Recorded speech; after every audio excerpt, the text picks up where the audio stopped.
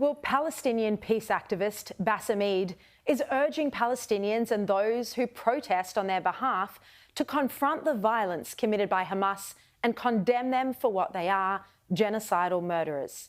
He's not only asked for this over the past few weeks, but he's been begging for this for years, travelling to the US many times and writing numerous books and articles calling out the Palestinian Authority and Hamas for their human rights violations.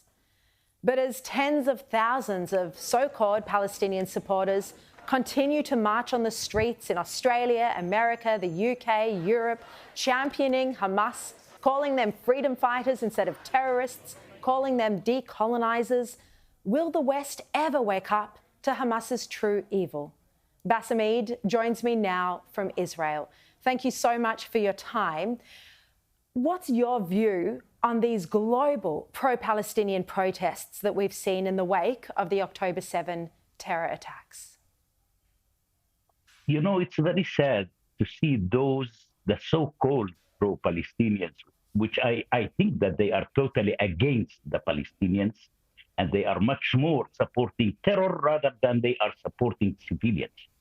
Those pro-Palestinians, on the morning of the October 7th, they start dancing around the world, considering the Jewish massacre by the Hamas as a Palestinian victory. So if massacres became victories in the 21st century, this is the end of humanity.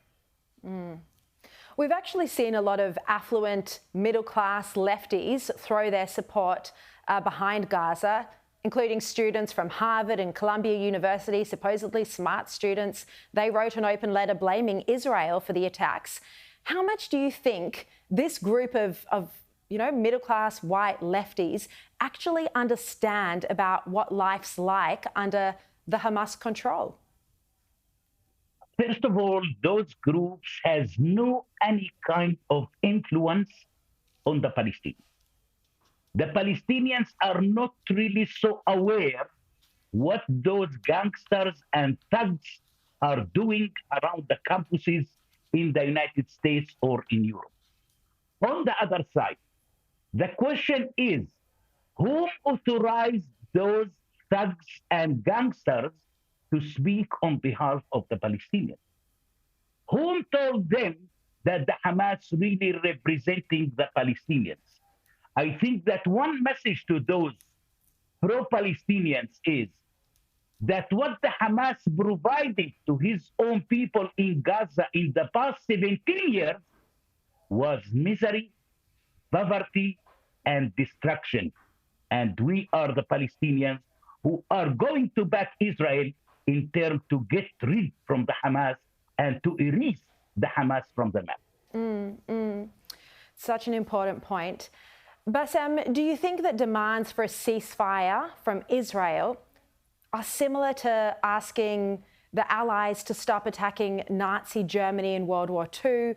We've seen these comparisons made. What do you think about that? Do you think Hamas is as brutal, barbaric as the Nazis or as ISIS? First of all, I think that the ISIS sometimes more rational than the Hamas. More rational? On the other side, yes, more rational than Hamas. On the other side, I must have to tell you, why the international community is asking Israel for a ceasefire? Why they are not asking the Hamas for a ceasefire to stop shooting rockets and killing civilians in Israel in terms to allow to the humanitarian aid to enter to the Gaza? I think that the international community is still biased with the bloodshed which is taking place, which is only the Hamas is responsible on that bloodshed which is taking place right now in the Gaza. One of the things we've been speaking about here on this program in Australia is how Hamas has used billions of dollars in humanitarian aid intended for Palestinians they've exploited it for terrorism, for weapons, for the tunnels, and then they hide their infrastructure under civilian targets, under mosques, under hospitals, under schools. Is this a deliberate strategy? Sherry, the Hamas almost exploit all of the world. not only Europe, not only United States, not only the Palestinians, not only other nations around the world.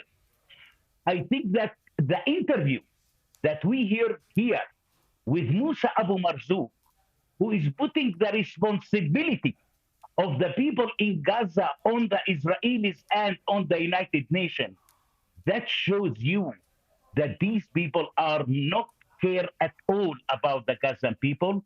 And these people would love to see more and more hundreds of killed Palestinians in Gaza, because while the number of the dead people is higher, as much as they can gain power and money.